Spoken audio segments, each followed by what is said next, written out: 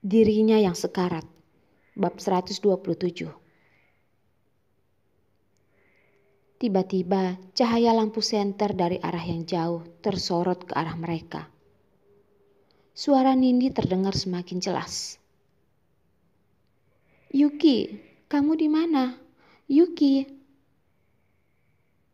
Yuki segera mencari handphonenya. Handphonenya tadi dirampas dan dimatikan oleh Rehan. Nindi tidak dapat menghubunginya. Nindi pasti sangat cemas. Yuki ingin menghubungi Nindi, tapi dia baru sadar kalau dia belum mengenakan pakaiannya. Yuki segera mengambil dan memakai pakaiannya. "Yuki, ayo pulang bersamaku." Rehan menggenggam tangannya dan tidak membiarkannya memakai pakaiannya itu. Walaupun tadi dia sudah sangat puas, tapi ia masih merasa belum cukup. "Enggak, bukannya kita berdua sudah bilang mau putus? Kamu kenapa seperti ini lagi?" Mendengar suara teriakan Nindi yang semakin jauh, Yuki semakin khawatir. Sudah selarut ini, Nindi masih sendirian mencarinya kemana-mana. Kalau terjadi apa-apa, dia harus bagaimana? "Aku tidak bisa melepaskanmu. Aku menyesalinya." Rehan masih saja mengatakan kalimat ini dengan nada yang sedikit gugup. Cara bicaranya saat ini, andai jika dibalikan ke masa lalu, sampai mati pun kata-kata seperti ini tidak akan keluar dari mulut Rehan. Tapi hari ini, demi Yuki, dia rela melepaskan gengsinya dan mengatakan kata-kata itu. Kapan seorang Rehan pernah berbicara seperti ini kepada perempuan? Selama ini hanya perempuan yang berharap kepadanya seperti ini. Gak pernah sekalipun dia mengucapkan kata-kata seperti ini kepada perempuan. Dilihat dari ekspresi dan respon dari Yuki tadi, Rehan percaya penuh bahwa Yuki akan menerimanya.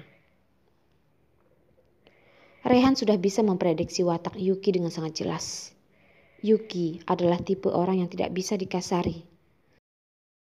Sedikit menurunkan nada bicara. Pisau di dalam diri Yuki tidak akan lagi setajam itu. Yuki melepaskan tangan Rehan, lalu segera mengenakan pakaiannya. Di daerah sekitar sini, 2 hari yang lalu baru terjadi kasus pembunuhan. Dengar-dengar ada orang jahat yang meneror dan memperkosa wanita di sekitar sini. Jika wanita itu melawan, dia akan memperkosanya dulu, lalu membunuhnya. Yuki sama sekali tidak mengerti apa yang sedang dikatakan Rehan. Yuki bergegas mengenakan pakaiannya sambil berkata, "Rehan, kita tidak cocok. Bagusan kita jadi teman biasa saja." Yuki langsung membuka handphonenya dan menghubungi Nindi. "Yuki." Rehan sudah bersungguh-sungguh untuk mengutarakan cintanya, dan ternyata semua itu sama sekali tidak dilihat oleh Yuki. Rehan merasa dirinya akan meledak. Wanita ini benar-benar sangat susah ditebak, tidak punya perasaan. Selesai mengenakan pakaiannya, langsung memalingkan wajahnya seperti tidak mengenalinya.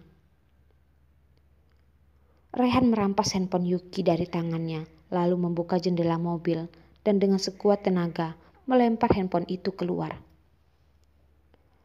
Nindi baru saja mengangkat telepon dari Yuki. "Halo Yuki, kamu di mana?"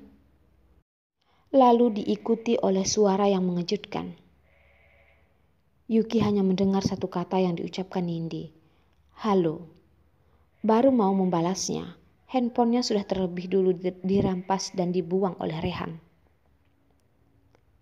"Rehan, kamu sebenarnya tahu gak sih kamu lagi ngelakuin apa?" Yuki melototinya dengan sekujur badannya yang gemetaran karena marah. "Kamu ini orang gila. Aku gak bakalan pulang sama kamu. Gak bakalan." Yuki berpikir untuk turun dari mobil dan mendorong Rehan dengan sekuat tenaganya. Kalimat, "Aku gak bakalan pulang sama kamu," benar-benar memancing amarah Rehan yang sudah lama dia pendam. Rehan dengan keras mendorong Yuki ke belakang kursi mobil. Dan Rehan merobek rok tipis yang dikenakan Yuki menjadi serpihan-serpihan kain kecil. Bagus, Yuki, sekarang kamu hanya milikku. Rehan berkata dengan nada yang rendah dan mengikat tangan Yuki ke belakang. Rehan, kamu gila, psikopat. Aku benci sama kamu. Yuki berusaha menjulurkan tangannya untuk memegang wajah Rehan. Tadi dia masih kasihan sama Rehan. Dia benar-benar sudah buta. Cowok ini benar-benar adalah iblis, orang gila, psikopat. Yuki bagaimana bisa mengalahi Rehan? Kedua tangannya sudah dipegang erat-erat dan hanya bisa digerakkan olehnya. Kedua mata Yuki hanya terbengong melihat ke langit-langit mobil. Ia seperti boneka kain yang tidak memiliki perasaan dan pikiran. Ethan yang sudah tertidur pulas dibangunkan oleh nada dering handphonenya. Kenapa? Ethan menjawab dengan nada yang tinggi. Setelah mendengar suara dari telepon, amarah Ethan langsung reda.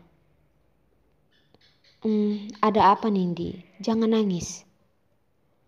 Nindi langsung menangis terseduh-seduh dan berkata, Ethan, Yuki sepertinya dia sedang dalam bahaya. Tadi aku menghubunginya. Aku baru saja mengangkatnya. Terus langsung putus. Seperti suara barang dibanting. Aku ragu dia diculik. Ethan mengerutkan dahinya. Kalau Yuki sedang berduaan dengan Rehan, harusnya tidak mungkin seperti ini. Apakah benar terjadi apa-apa? Ethan, kamu cepat bantu aku. Ayo cari Yuki. Kamu pergi cari Rehan. Dia ada di rumah atau tidak? Jangan-jangan Yuki sudah ditinggal Rehan. Nindi menangis sampai tidak bisa mengontrol napasnya. Benar-benar sangat mengkhawatirkan Yuki. Sudah, jangan nangis lagi, oke? Kamu di mana? Aku segera ke sana. Ethan memang adalah orang yang sangat pengertian. Mendengar suara tangisan Nindi, dia merasa hatinya tidak bisa menahan rasa sakit itu dan segera menurunkan nada suaranya. Setelah melihat Ethan turun dari mobil, Nindi yang terduduk bengong di samping taman bunga pun tak tahan menahan air matanya dan menangis terseduh-seduh. Ethan, gara-gara aku, Yuki hilang. Laki-laki yang tangguh seperti Ethan tak tahan melihat tangisan Nindi. Alis matanya yang tipis terus-terusan naik turun. 2 garis air mata yang tergantung di pipi Nindi. Saat melihat Ethan, ia seperti seorang anak kecil hilang yang berhasil menemukan ibunya. Menemukan tempat untuk bersandar. Hati Ethan memang selembut kapas. Dia berjalan dengan langkah yang besar menuju Nindi. Dan menarik badan Nindi yang mungil. Nindi sudah duduk di luar sangat lama, sehingga badannya terasa dingin. Ethan melepaskan jaket yang dipakainya. Lalu menaruhnya di atas badan Nindi. Dengan lembut dia menghapus air mata yang ada di wajah Nindi. Sudah, jangan nangis lagi. Aku akan membantumu mencarinya. Yuki akan baik-baik saja. Jangan terlalu khawatir. Ethan memberikan senyuman manis yang tenang. Melihat tubuh Ethan yang tegap, Nindi pun merasa tenang berada di sampingnya. Ethan berusaha menghubungi Rehan, tapi handphone masih tidak aktif. Ethan menelpon ke rumah Rehan. Penjaga rumah bilang Rehan belum pulang. Aneh, Rehan pergi kemana? Sekarang pikiran mereka benar-benar buntu mau mencari Yuki kemana. Yang terpikir oleh mereka hanya dengan cara mencari Rehan dan menanyakan keberadaan Yuki. Tapi mereka sama sekali tidak bisa menghubungi Rehan. Nindi, kamu sudah cari di daerah sekitaran rumah kalian? Ethan tiba-tiba bertanya. Kalau benar Rehan balik ke rumah untuk mencari Yuki, mereka pasti pergi memakai mobil Rehan. Bisa saja mereka masih di daerah sekitar rumah kalian, kata Ethan. Aku tidak cari ke arah sana. Perkataan Ethan dalam sejenak menyadarkan Nindi. Tadi waktu turun dari kamar, sepertinya di bawah ada mobil. Tapi dia tidak melihat terlalu jelas karena sudah gelap dan terhalang oleh pohon. Setelah dipikir-pikir, mobil itu sepertinya mobil Rehan. Ethan langsung berlari. Mereka mengarahkan lampu senter ke arah plat mobil itu. Mereka berdua bertatapan mata dan berkata, "Ini mobil Rehan." Ethan menarik tangan Nindi dan berlari ke arah mobil itu. Rehan sedang tertidur. Matanya tiba-tiba disoroti lampu senter. "Shit!" Rehan mengeluarkan kata-kata kutukan. Siapa sih?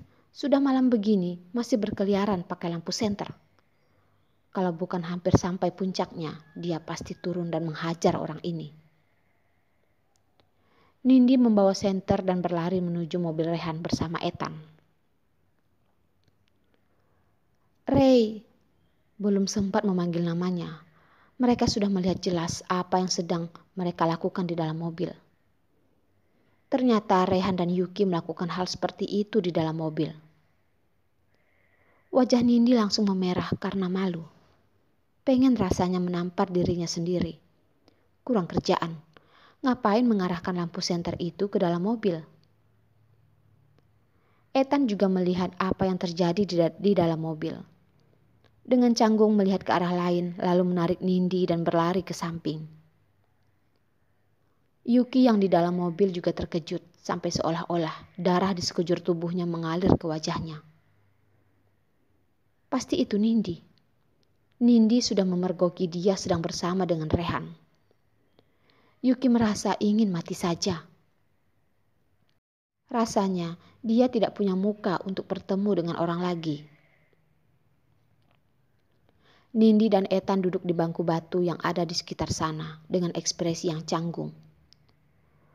Muka Nindi yang sudah merah seperti kain merah. Untung langit sedikit berawan.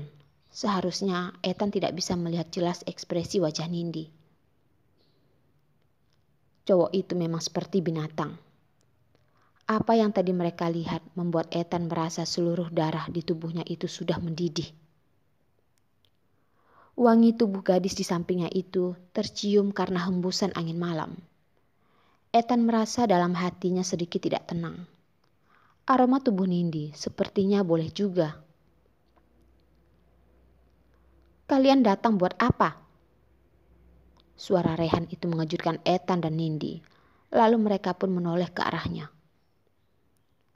Rehan dengan gaya marah berdiri di depan mereka. Mata sinis itu seperti ingin membuat lubang di muka mereka. "Rehan, maaf. Kami tidak menyangka kalian..." Ethan menjelaskan dengan nada yang gugup. Siapapun akan marah jika diganggu saat melakukan itu. Ethan memahami Rehan. Nindi terbengong sampai tidak dapat mengatakan apa-apa.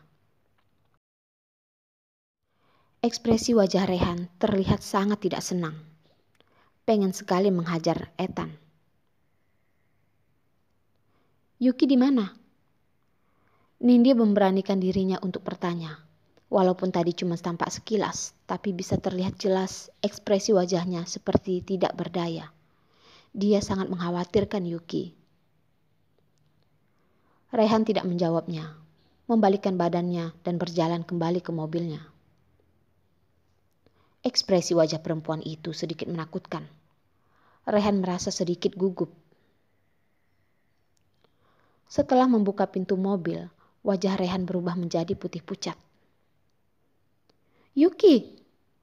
dengan suara jeritan yang membuat orang khawatir. Nindi yang mengikuti di belakang Rehan berteriak histeris.